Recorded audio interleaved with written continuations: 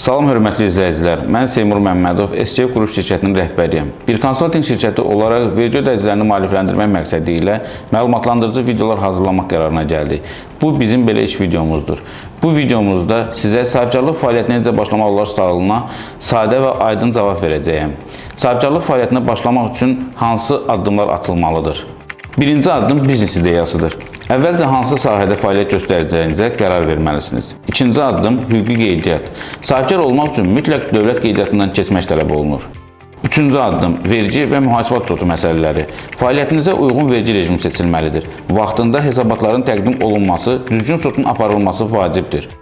Dördüncü addım bank hesablarının açılması. Beşinci addım lazımi lisenziya və icazələrin alınması. Və nəhayət riskləri unutmayın.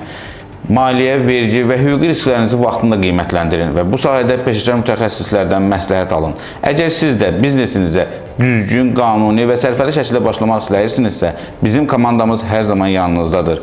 Biz sizə qeydiyyat, vergi uçotu, mühasibatlıq və maliyyə sahəsində tam dəstək göstərməyə hazırıq. Əlavə suallarınız varsa şərhdə qeyd edin və ya birbaşa bizimlə əlaqə saxlayın.